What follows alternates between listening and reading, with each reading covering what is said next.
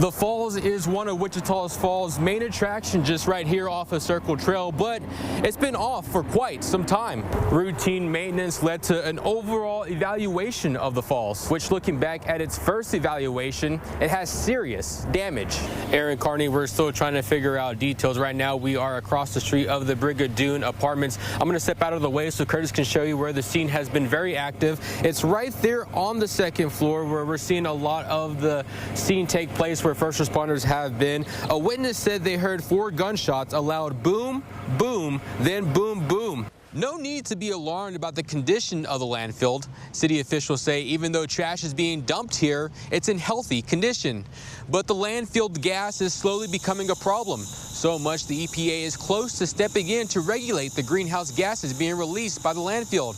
But a plant like this is a step to avoid problems with the EPA. Earlier this month, Wichita Falls City Council has approved a nearly $1.3 million contract to replace these water lines. Here's a full look at what's underground right now. A lot of important races here across Wichita Falls, and that large, probably the biggest one. And I'm sitting here now with Austin Cobb. And Austin, I got to ask you the first question.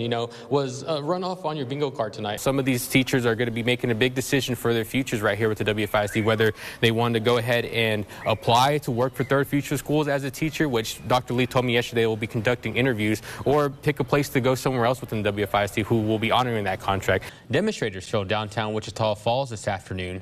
The crowd protests the recent immigration crackdown across the country and in the state of Texas. Here's a look at today's protest.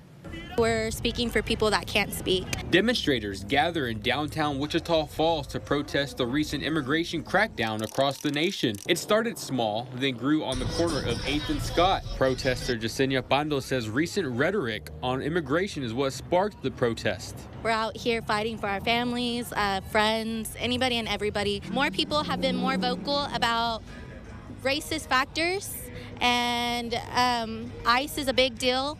Immigration, going after people, hardworking people that have families that have been here for decades. The protest began around 3. About an hour later,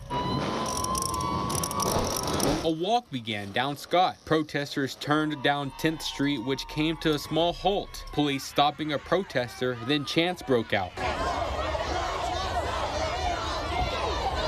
He was detained and placed in a squad car. Police later said the detainment was not related to the protests.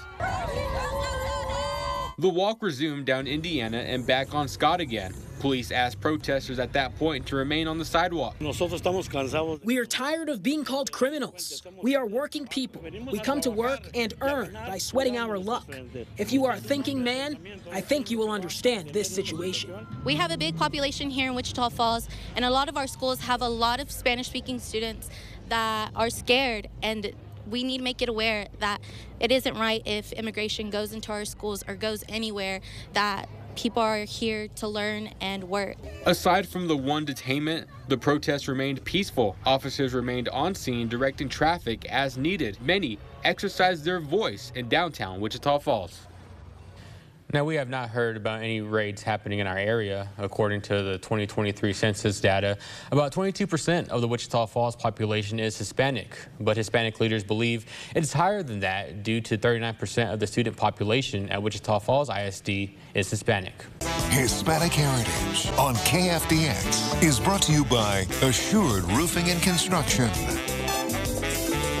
When you think of history in the 60s or early 70s, what do you think of? Vietnam, maybe? What about the moon landing? A Texoma veteran got to welcome the Apollo 11 crew in a unique way. And Dylan Jimenez has the story on this final day of Hispanic Heritage Month. The Eagle has landed. Roger, Tranquility. We copy you on the ground. It's 1969. Americans surround their TVs as the nation won the space race. It's upside down on our monitor, but we can make out a fair amount of detail. Neil Armstrong, Buzz Aldrin, and Michael Collins completing their Apollo 11 mission. It's one small step for man, one giant leap for mankind. I thank God that I was part of a history. Hailing from Alice, Texas, Daniel Aguirre had a passion for music. He taught at Corpus Christi A&M before joining the Air Force. My band director in the 8th grade had just gotten released from the Army. He spent 2 years in the Army. He was with the 6th Army Band. I knew in the back of my mind that there was a place for me somewhere. After auditioning in San Antonio, he then moved to Shepherd Air Force Base, playing for the 761st Band, playing bass. The band had been put on leave, Aguirre hoping to go home to see family. Then one Friday evening, things changed. We got a letter that said, you know, we want you guys to be at NASA. And I'll go like, oh no, there goes our plans. I want to be with my family, my wife. The band of the oil belt welcoming the 3 Americans from their space exploration. I was 14, 15 feet from the capsule. Their parents, their wives and family were between me and them. Serenading the crowd and astronauts in quarantine facility. But history didn't sink in for Aguirre at the time. Now I appreciate it. And I think how lucky I was. I've heard news people, you know, say that was voted the most historical event of the century. Do you believe that?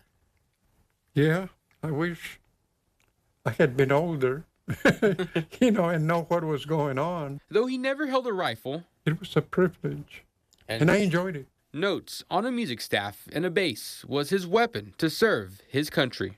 Dylan Jimenez, KFDX 3 News. Now, he also had the privilege of playing for other astronauts, too, as well as medal recipients. He performed at funerals and so much more. The Mexican-American Veterans Association did a full sit-down with him about his service. And if you want to check it out, we'll have a link to the podcast episode over on TexomasHomepage.com. Good evening. Thanks so much for joining us. I'm Daryl Franklin. Carney has the day off. Fentanyl continues to be prominent in this community, and over the next few weeks, we're going to bring you stories about the dangers of fentanyl and those affected. Dylan Jimenez spoke with 2 mothers who lost a child to fentanyl, and he joins us now with our top story. Dylan. Well, Daryl, it's been over 2 years since Brandy Mello and Sylvia Martinez lost their children, but they continue to carry their children's memories through the advocacy work they do in the community. Breaking Fentanyl's grip on KFDX is sponsored by Central Plains Center. I just wish I could hold him one last time.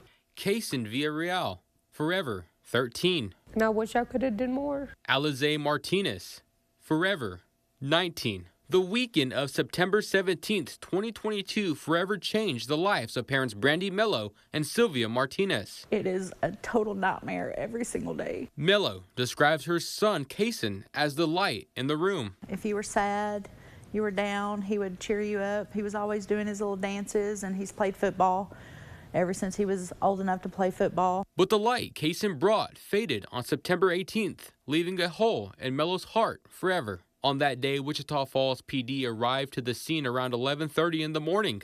Kaysen was deceased. A day Brandy says she lives again and again. I still wake up looking for him. I still go to bed. When I go tell my other son goodnight, I still look for him. I wait for the phone to ring. She was my best friend. Martinez found her daughter, Alize.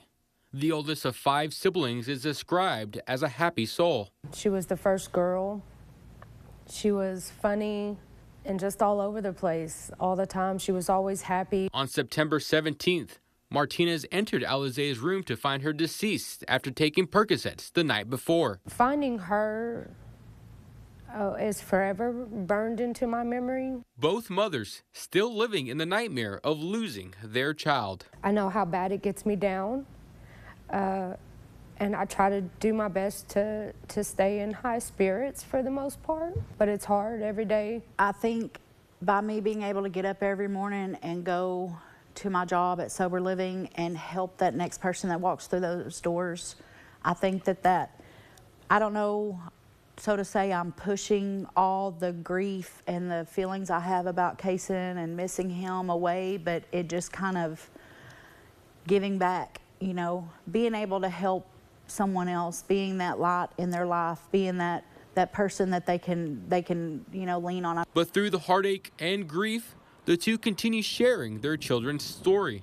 The two started Guardians Against Fentanyl, a nonprofit to spread awareness and create a rehabilitation space, wanting families to know they're not alone. We can raise more awareness. Ever since putting up the page, I've had 7 different families message me not knowing that it has impacted more kids than their children. It's really important that we share Kaysen and Alizé's story because they were known in this community. Alizé was loved by this community by so many, and Kaysen, he had over almost 2,000 people at his funeral. But even through the work, the missing puzzle piece in their lives will always be there. Mello and Martinez each wanting to love on their child one more time. I will keep his memory alive, and I'll never stop saying his name and telling his story. I'm sorry. That's what I would tell him. I'm sorry. I'm sorry I couldn't save him.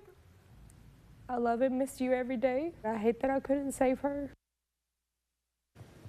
Now, if you'd like more information about Sober Life or Guardians Against Fentanyl, just click inside the story on our website. Okay, Dylan, thank you very much. And next Thursday, 1 week from tonight on KFDX 3 News at 6, we're going to talk more about the dangers of fentanyl and how police officers have tried to reach our youth and warn them about those dangers. Well, a North Texan is recognized in a big way for his craftsmanship for 6 strings. Now he's sharing his story of how even in his 70s, his itch for guitar making hasn't yet wavered. Dylan Jimenez visited Vince Pawless today in St. Joe, who was on the cover page for a Texas magazine. And Dylan, Pawless has made guitars for several notable musicians. Is that right? Yeah, that's right, y'all. When I asked him who, he made one for Texas country artist Jack Ingram. Pawless told me Ingram still has that guitar to this day. After 30 years of crafting guitars, you'd think he'd made hundreds, but a simple virtue helped him see the beauty in taking his time.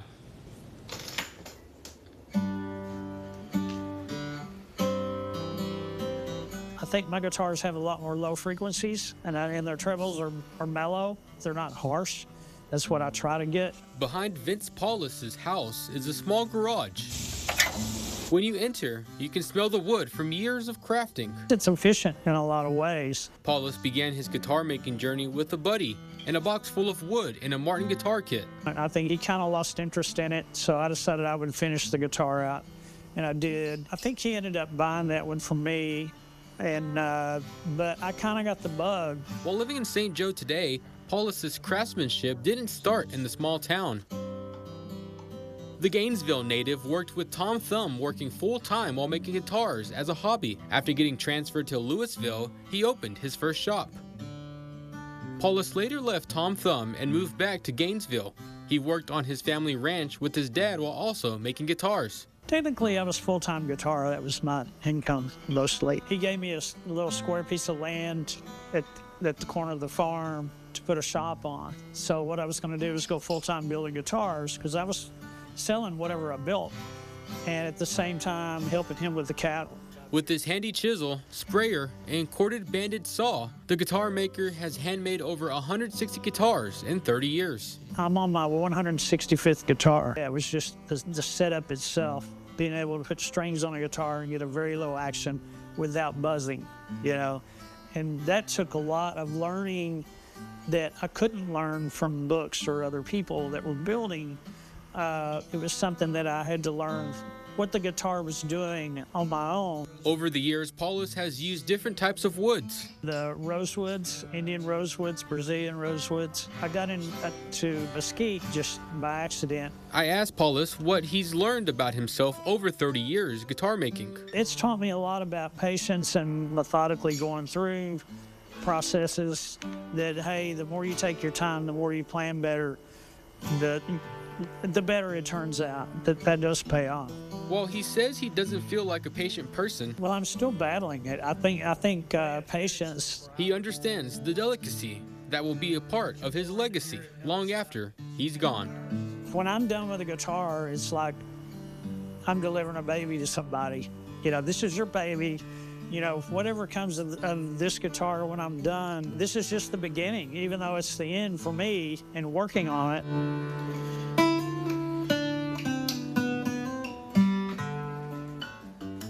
Well, such a beautiful sounding guitar, in my opinion. Pawless is still taking orders, but limits his projects to 1 or 2 at a time. For more information, you can click inside the story on TexasHomepage.com. You can tell there is top quality there in all of those guitars that he makes. Such a great story. We love seeing that. Dylan, thank you so much for bringing that story to us.